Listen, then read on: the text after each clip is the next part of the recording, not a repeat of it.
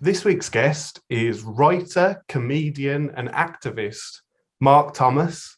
How are you, Mark? I'm good. I'm still in bed, but I'm very happy. Good morning to you. Good morning. I don't blame you. Oh, mate, do you know what? Because I've been touring again, and I'd forgotten how much bloody hard work it was. And you're running around for 2 hours, and if you're doing 6 gigs and you're moving from place to place to place, and all the stuff about getting ready, getting in there, doing all the stuff. And I'd forgotten because I haven't done it for 18 months. I've forgotten how tiring it is. So now I'm just like, no, if I get a chance to be in my bed, I'm in my bed. In fact, I could dress it up and say it was some kind of John Lennon inspired Fluxus art project. But I'd be pushing it if I was. It's like your shows as well. I imagine the setup. It's not just turn up and sound check a microphone, is it? Is it you usually have screens and different Well, things? this one actually is turn up and do the mic and the lights. Normally, because of the more sort of theatrical shows, we'd have, there would be screens, there would be projections, there'd be interviews, there'd be archive stuff, what have you. And so you have to get, it's terribly boring. You just have to get all the computers talking to each other. Do you know what I mean? You Yeah. have to, and the really interesting thing is you just have to, every time you do it, you have to make sure that all the cues. There was one show I did where I pulled out. We had the set was an office, and it was actually based upon the Campaign Against Arms Trade office. And so we had these filing cabinets, and you pulled out the filing cabinet, and there was a TV screen head height, and it was an interview with friends of mine, and so we'd take out the audio of me and I would speak it live to them and have a conversation with the screen. And you just have to get that right every night. You just have to. So every day you go in there, you set it all up, and then you have to do a quick run through of everything to make sure it all works and get from A to B. And you know, So you've made it a bit easy on yourself now. I've made it a bit easier. But the interesting thing I think about what's happening now is because we've been away for 18 months, actually, everyone is really excited to be together. The audiences are really, really excited to be out.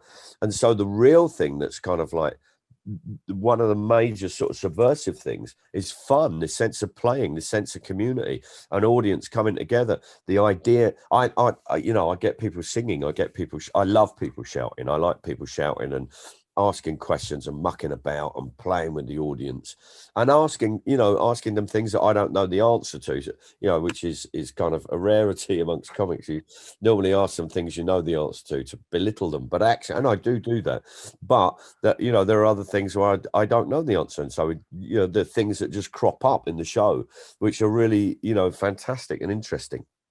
Yeah, the show you mentioned with the filing cabinets and the screens, Cuckooed. I Yeah. rewatched that recently. That's such an amazing show. Oh, thank you. It's well, it kind of looking back on it, I mean, it still rumbles on. It's still rumbling on. We have there's a court case that I've got coming up with the police on uh the domestic extremism, which is where the police uh keep files and information and spy on people who they regard as potential, what they call them, domestic extremists, um, which basically means that you've been involved in demonstrating and things. Um, and I got my file back from the police, or some of my file. Um, and actually, there's stuff there which they just have got no right going into. When we were doing documentary stuff with Channel 4, the police are documenting how I'm working, what I'm doing. And it's kind of like, you can't really sort of like be doing this to journalists. There is a thing about, because part of my work does kind of stray into journalism, but you can't be doing this to journalists. And if this was happening in another country, we would be having a campaign against it. So there are myself and a number of members of the National Union of Journalists are taking the police to court. So we've got that one rumbling on. We've got an investigation from the trade union movement and because I was blacklisted as well. There was just loads and loads of stuff went on. I suppose I should be clear, right? It started with, we found a police spotter card. And police spotter cards are cards with photographs on it. And they're given out to the police at certain demonstrations and events. And they're to look out for people they regard as troublemakers. And you're labeled A to X. You know, each person has got a different letter. I'm suspect H. Okay. Right? I'll take you down and show you the picture in a minute. But the what's interesting about it is that was the first that we began to get the inkling that actually there were spies within Campaign Against Arms Trade who are working for BAE Systems, who are working on behalf of BAE Systems. And actually, that was the first inkling that started. And this isn't just kind of like old conspiracy theory. I mean, Campaign Against Arms Trade took BAE Systems to court, and it was proved in court. BAE Systems admitted to spying on us and have given a legal undertaking not to do it again. So myself and other activists were spied upon, I mean, by people who we thought were friends. And that was the very beginning, the start of, like, we've now got this whole thing with the domestic extremists where the police were also involved. We've got the construction blacklist, which was a list of building workers who were banned from building sites and just didn't go. People, lost employment over decades because they might be interested in health and safety, or they might be interested in trade unionism. What's fascinating about that is, again, my name cropped up on it. That's not the fascinating bit. And people go, oh, this is a self-aggrandizing thing. Do you know what I mean? You've been spied on, therefore you must be subversive and dangerous. Isn't it a fantasy? Well, it is a fantasy, I suppose, if you want it to be, but it is one whereby the major construction companies, McAlpine, Skanska, Wimpy, Taylor Woodrow, all of these companies, Kia, Constantine, have paid compensation. I've had £10,000 worth of compensation from those companies who have admitted to this. And I'm the smallest part of this. Yeah. The smallest part of this story. The people who are sparks and who are plasterers and brickies who've lost work over decades, they're the real story here. But we started to find all this, a whole range of state and sort of parastate, if you like, activities that spied upon activists. And now there's an investigation going on by the trade union movement and the solicitors who work with the trade union movement, investigating trade union officials who might have collaborated with the police to create the blacklist and things like that. But like you say, it's, there's sparkies and builders who are blacklisted, who that's their livelihood, like you say. At the end of the day, you're a comedian. You can sort of, you have the ability to go and put on shows in clubs or whatever and earn a living. But if that is your trade of, and it's being taken away, that's, it's important you use your platform to sort of, look out for these people, I suppose. Well, I think it's really, really, the vindictiveness of the rich knows no bounds. I always sort of take the old Paul Foot, Paul Foot, the journalist from Private Eye, who worked on Daily Mirror and all of that, campaign journalist. I always take what he said. I think he said it perfectly. He said the rich will always be able to look after themselves. They'll always be all right. You've got to get out there and actually work and fight for people who aren't rich. That's what the story is.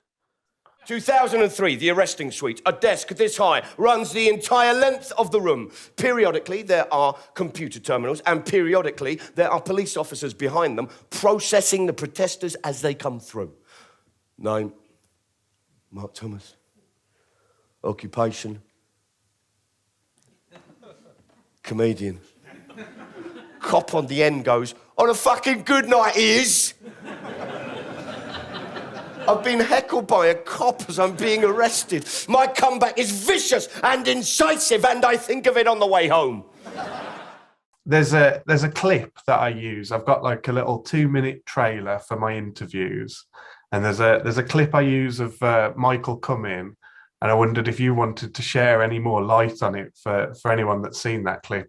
And he says, I was illegally sat on the White House lawn with Mark Thomas. That's when things get hairy.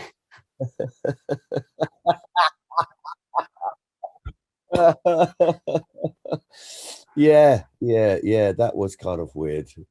I remember that we did an interview with a representative of the White House, and I threatened him with a Beanie Baby, and it was to make a political point about you couldn't even get a Beanie Baby out of or into Iraq because of sanctions. And so I sat there just going, this is what we're talking about, as if to say we need sanctions, don't we? We've got to stop this.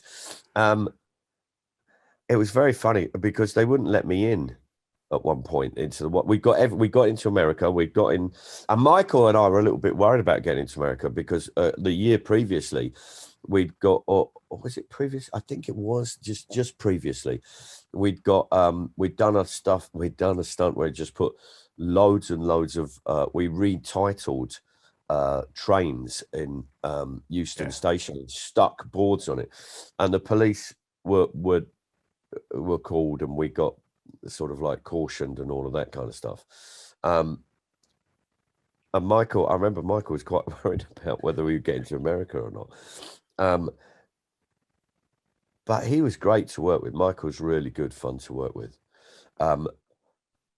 There were things there, he says we were sat on the White House lawn and then things got hairy. There are so many things where you could go. For me, I could equally turn around to Michael and say, I was traveling in a hot air balloon over a US listening station with Michael Cumming when we nearly went into the water tower and crashed the balloon. And that's when things got hairy. There's a whole host of things that we did. You just go, I can't quite believe that we got away with that. It was great fun doing the show. Michael was a sort of integral part of it, because so much was filmed when we did the comedy product on product. So it was filmed on the run. It was improvised. Yeah, you went with what was happening. One of my favorite moments, which is so silly, involves this Tory politician who's now dead, and he was a real utter bastard while he was alive, a real sort of like hang 'em, flog 'em, beat 'em. And we bumped into him. We were filming some stuff. We bumped into him on College Green. And I said, excuse me, can we have a quick word? He goes, no, I'm rushing.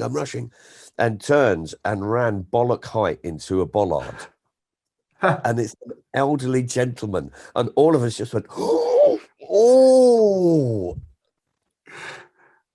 You could equally say when Rhodes Boyson ran bollock high into the bollard, we knew things had got weird. Or you could say when the caretaker locked the MP for Oldham out of the office, we knew things had got weird, because that's all these different things. We had so many things that were just.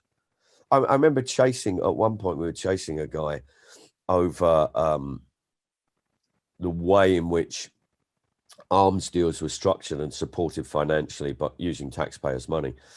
And we chased the senior civil servant, the guy, the Whitehall Mandarin in charge of this. We chased him into, we waited for him outside the Guildhall. There was a big luncheon. And all the people on the door just let us through. They assumed that we were okay. So he walked through in his black tie and we just followed in, this bunch of fucking Herberts in jackets trying to keep the cold out with a load of cameras. We followed him in on the red carpet, went downstairs, all these people going, good evening, sir, good evening, sir, as we chased this bloke. And he walked very quickly into the toilet and I followed him. And I'm mic'd up. So I'm having a conversation with the senior civil servant at the urinal in the Guildhall over at a city dinner. And you do sort of think, I like the unpredictability of my job. I like that some of it went well, some of it didn't, but whatever happened, you would never have the same day. And I really, really enjoyed that. Yeah. And we did. I mean, we got some good old results. Do you know what I mean? Absolutely. Do you feel that, like, you wouldn't be able to do that show, or certainly not the same way these days? Because I was watching one the other day where you're at the arms fair and you're giving media training to people. Yeah. And I was like, one tweet saying Mark Thomas is here, don't talk to him, would like ruin that whole piece, wouldn't it? Yeah. Or what one message in a WhatsApp group. I presume that all arms dealers are all in one WhatsApp group. But no, they are. There's a WhatsApp for utter cunts, and there's actually that's the name of the group. But you're absolutely right. But I mean, not only has technology moved on, it would make it more difficult to do, but now I think the way in which, well, there's two things. One is broadcasters wouldn't go with it now. I like to think that we slipped in between the IRA ceasefire and Al Qaeda kicking in. Right, that was the period of time that we operated in, and there was just a bit more flexibility, literally on the ground with the police, and how they would accept you or not accept you. And broadcasters went with that.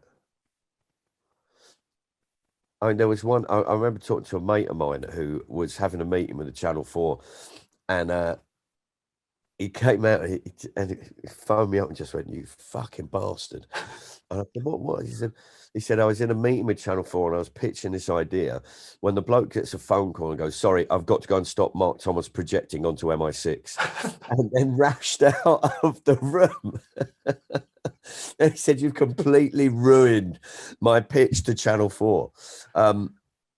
I think the broadcasters allowed us a certain leeway because of that.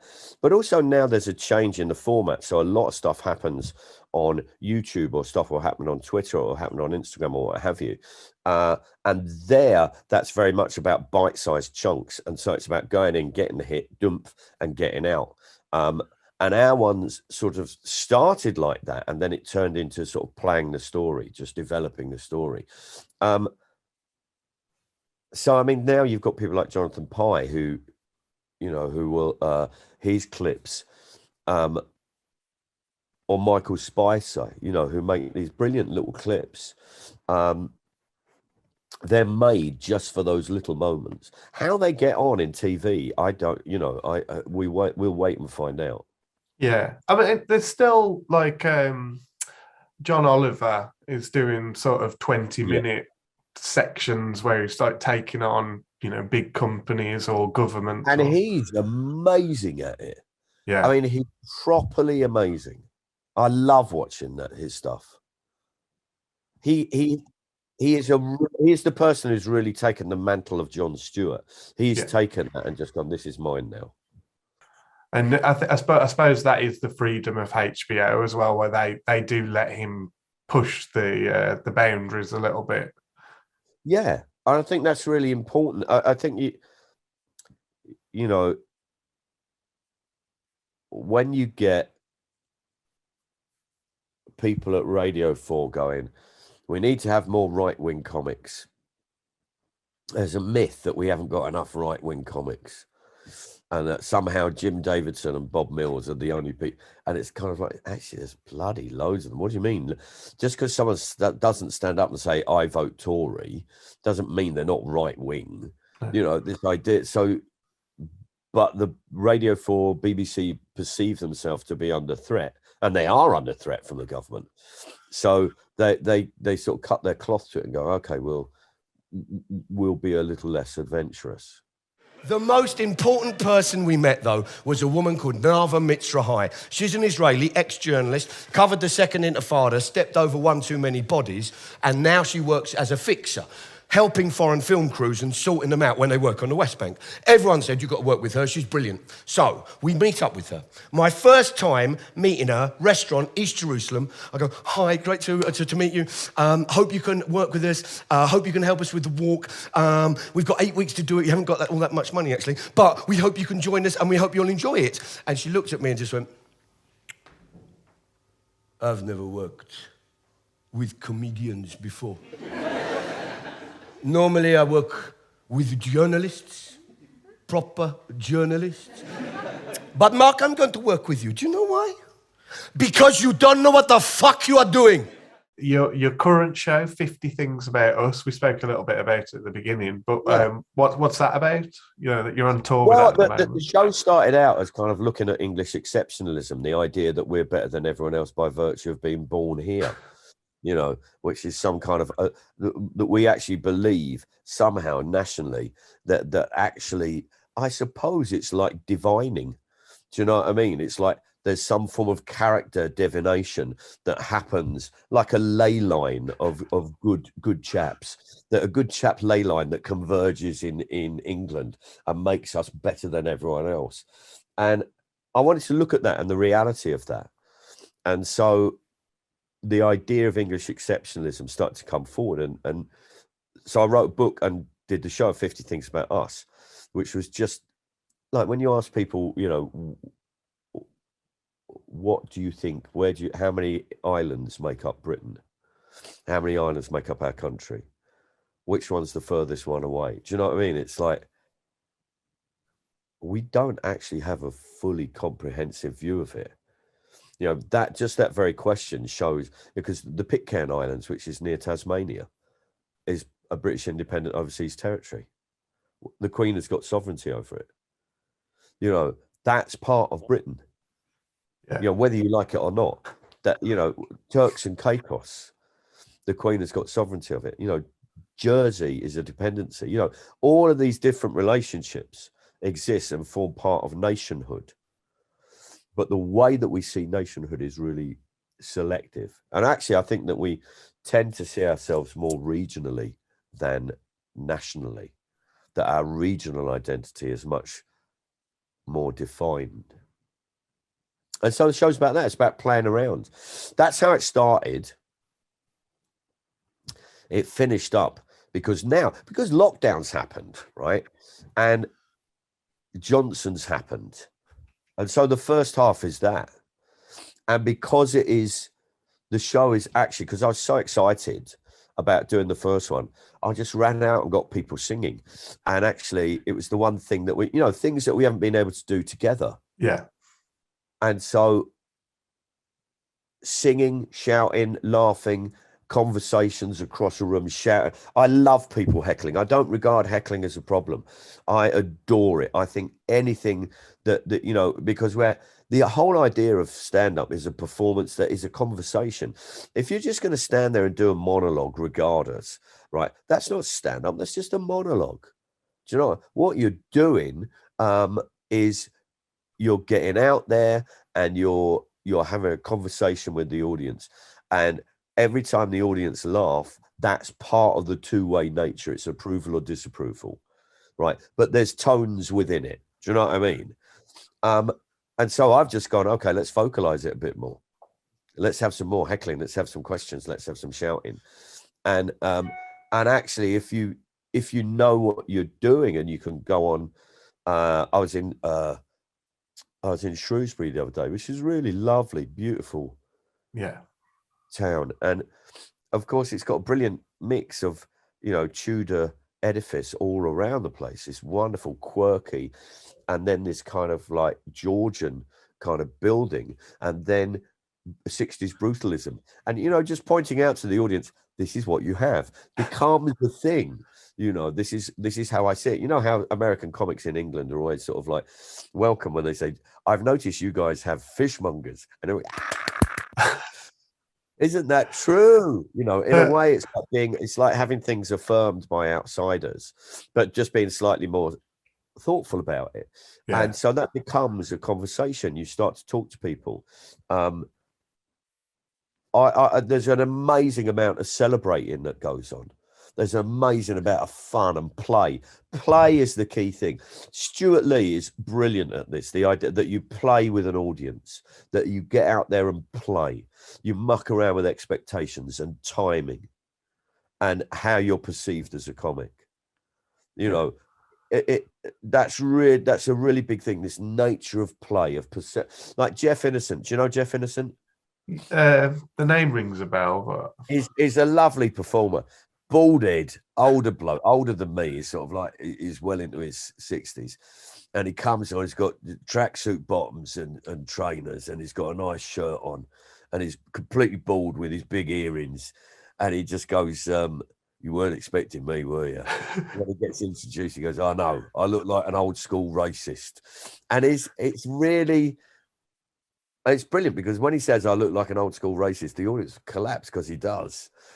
And he then goes on to play with it. And I don't want to do his material because it's a bit naughty, but he's brilliant. And he plays with it and talks about, you know, what it's like looking like an old school racist being married to a black woman, you know, and living in the East End and bumping into occasional old school racists. It's play with expectation, play with what you're expecting, play with what the audience think they're going to get or what they think they want. All of it is based upon this notion of play. Yeah. And so now it's just kind of like taken to the nth degree. Because we've been missing each other. We've been, you know, the whole thing is that human beings interact with each other. We define each other. We define ourselves through our interactions with others. Our sense of worth comes through our interactions with others. Our sense of self comes through. When you actually isolate us from it, then these things get undermined, which is why you've got these chronic kind of like mental health issues that are beginning to emerge. So being together becomes a subversive act. Having fun, playing, mucking about becomes a subversive act. And it's not surprising. It's almost parallel to Johnson and Priti Patel. Coming together and having a demonstration is a subversive act. Actually, the act of community, the act of togetherness becomes slightly subversive. It sounds quite different to some of your shows because, like you say, some of your shows are very structured and you're telling a story. So to be able to bring the audience in and be playful and stuff, it sounds really joyful. I mean, you're coming to Wolverhampton next month, and I can't wait for that one. So, mate, seriously, you've got to brush up on your singing voice because it's very weird. Because there's part of our history that we've forgotten, which is, and I always used to mock Rod Hudd for being this, you know, he was always the kind of like curator of music hall. And I think, actually, no, good on you, mate. Good on you. You know, there is a history that's there that shows up in popular culture. You know, Harry Champion. Do you know Harry Champion? You might not know him, but he was a British musical from Bethnal Green. He did Any Old Iron. Okay, yeah. Right. And if you listen to the lyrics, it goes, any old iron, any old iron, any old iron. You look neat, all right, old treat. You look a dapper from your napper to your feet, dressed in style, brand new tile, with your old man's old green tie on. But I wouldn't give you tuppence for your watch and chain, old iron, old iron. But he used to sing it at any old iron, any old iron, any old iron. You look neat, brushed up treat. You look a dapper from your napper to your feet, dressed in style, brand new tile with your father's old no tie in. But I wouldn't give you tuppence for your watch and chain, old iron, old iron. And you listen to and actually, it's this wonderful sort of loquacious dexterity to actually sing these songs which are about working class life. And actually, if you then, and he did boiled beef and carrots. Yeah, boiled beef and carrots. He did I Am Henry VIII, I Am, all that kind of stuff, right? Yeah. Really popular entertainer. There was a time in the East End where if you went in for a plate of boiled beef and carrots, which was really popular, you know, like fish and chips, it was called an Harry Champion. Okay. So which is the equivalent of a comic getting a sandwich named after them in America in the Carnegie Deli. Do you know what I mean? Yeah. So Champion, there's two things about him which are really interesting. Well, there's lots of things that are really interesting, but one of them is he's a direct descendant to Chaz and Dave and Ian Jury. Yeah. I mean, you can see these lineages of culture. And I know Chaz and Dave are frowned on, but they're bloody brilliant. The way in which they work, the way in which they play. If you've ever seen their show when they were performing, their shows were absolutely value for money. They loved it. They just really gave great shows. And the songs are about working class life, a lot of which is romanticized and moved on. But, I like to think that if Chaz and Dave were starting now, they'd be doing songs about universal credit being taken away. Yeah. You know what I mean? But Ian Jury, in the way that in Reasons to Be Cheerful, he describes just this wonderful, nostalgic working class culture and sticking it all together, all the things you celebrate. What a waste. And amazing. Do you know what I mean? And just a brilliant, I could have been this, I could have been that. Bollocks to it. What a it's got that feel that comes directly from Chaz and Dave and Harry Champion, which I love. I love that that history. I'm not sure why I started talking about it, but I love the idea that actually we can be out there and get people to play and sing songs and muck about. And I it's very hard when you go, what songs do we know? What songs does everyone know? I'll tell you, it's Queen. That makes sense. It's Queen. We know Queen above anything else. And it's a really interesting. Oh, I love doing the show at the moment. It's so much fun. Sometimes if you do a show, and you've been doing it for a while, if you're just doing a straight hour, you get to a point where you're just kind of every now and again you'll be doing a show and you won't quite be in the moment. Because it's very much about stand-up and performance like that. It's very much about being in the moment. You can't phone it in. You have to be there. Timing isn't something which is set. Timing is about working with the audience. It's about a reactive thing that you build from. So you have to be in the moment. And I remember when I first started doing my hour-long shows years ago, because I've been doing this for 36 years. When I first started, it would be like, I'd be halfway through a show, halfway through a tour rather, and I'd be halfway through a show and I'd suddenly catch sight of my hands and it would be like I'd be looking at myself from outside of myself and I wasn't in the moment. I wasn't there. When you're improvising, mucking about, playing, you can't be anything but in the moment and the shows are always alive. Yeah, I don't think there's anything worse sometimes. I mean, you see someone's doing it like a punchline about 3 or 4 times because the crowd's laughing, but they're like, well, I'm trying to do this next joke, or and it's like, no, let the audience laugh and then go, you say, be reactive and be one. Listen. It's all about listening. And I think this is one of really fantastic. I was talking to a director, Dominic Cook, who used to run the Royal Court Theatre in London, and also he's now a film director. I was talking to him and he said, I want actors that listen. I want them to listen. I don't want them ready with their lines, ready to go, here's my bit. So I want them to listen to the other people like human beings do. Yeah.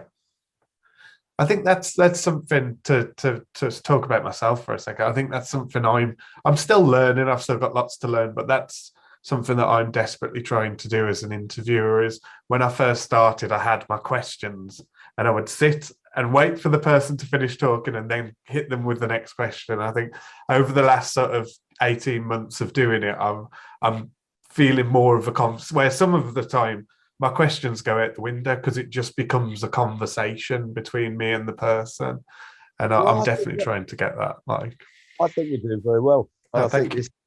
If you look at someone like Michael Parkinson, who was who's the king of this, he always had places to go to, but it always looked like he was just having a chat. And that's great. And that's what it should be. It should be like that. I always remember, do you remember Clive James? Yeah. I always remember him interviewing Peter Cook. And it was just this lovely moment. And I'm never sure how much of it was scripted or it was just him mucking about, Peter Cook mucking about. Clive James was talking about deregulated television.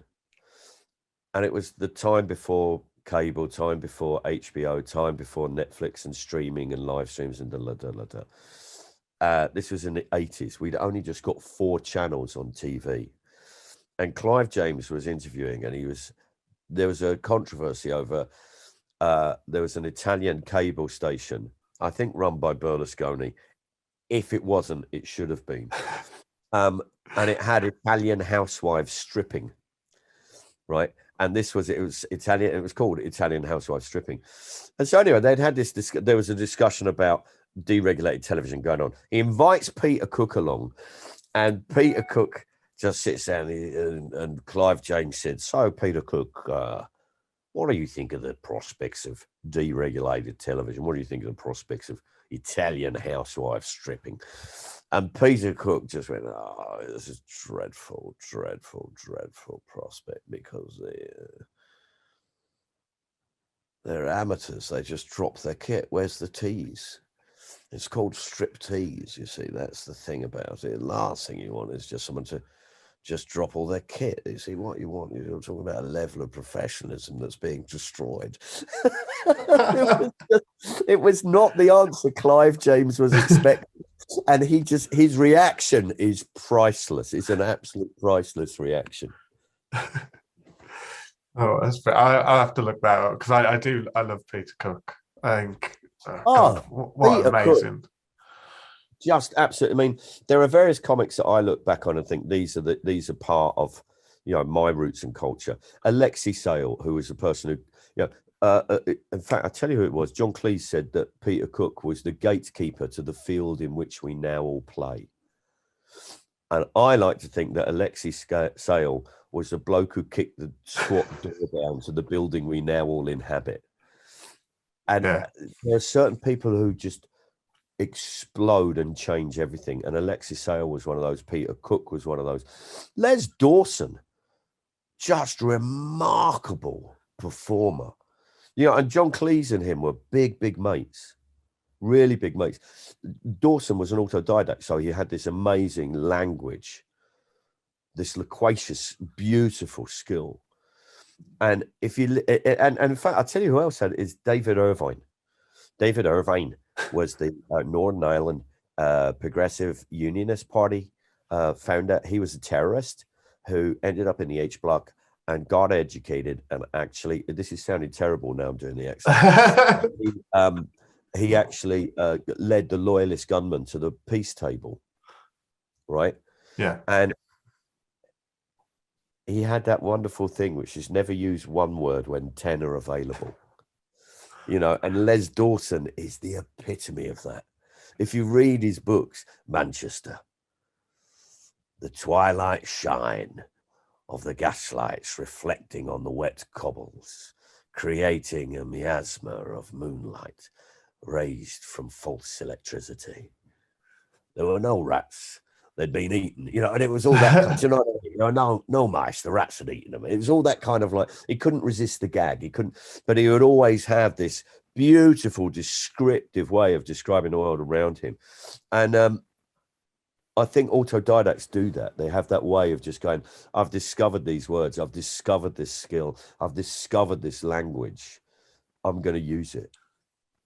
And it's beautiful. It's beautiful to see. Dawson was also just a wonderful sense of the absurd. Yeah.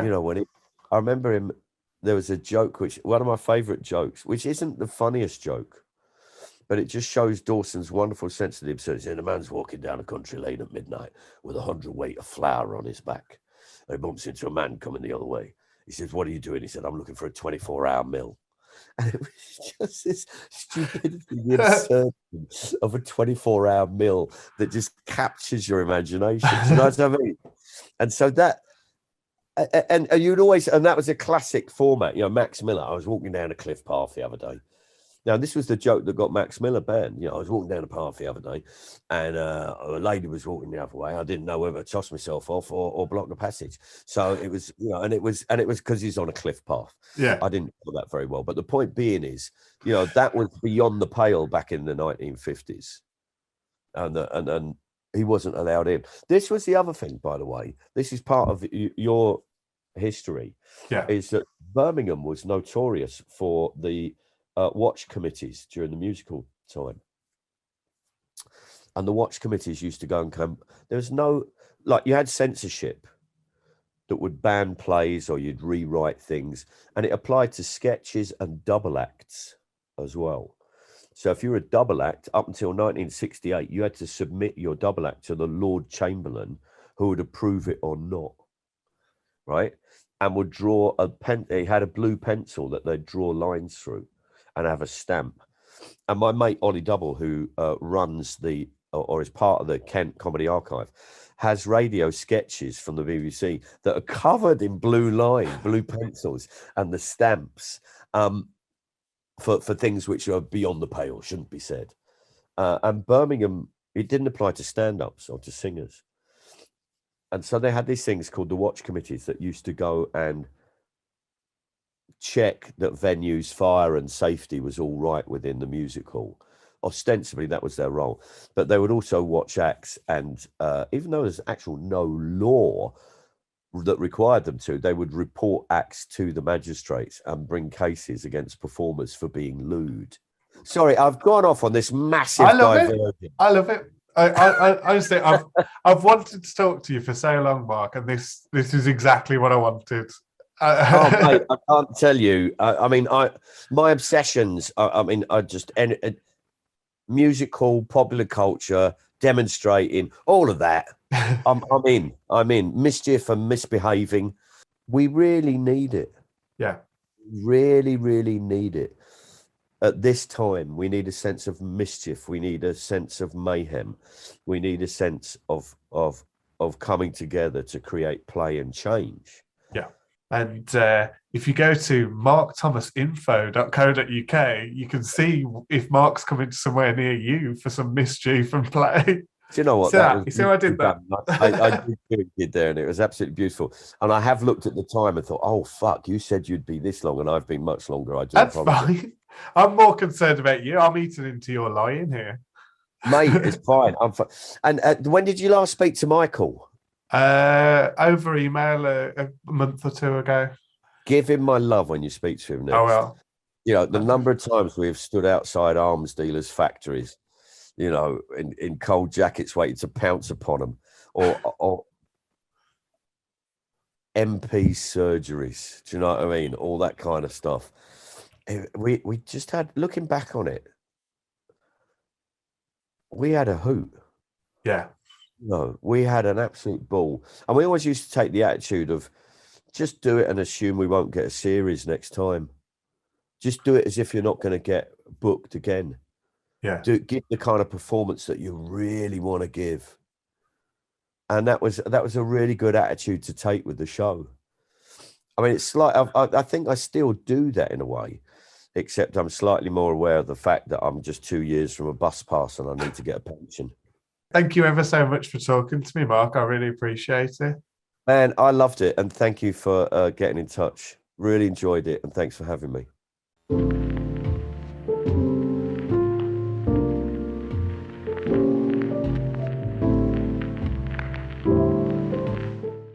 You have to embarrass yourself, Mark.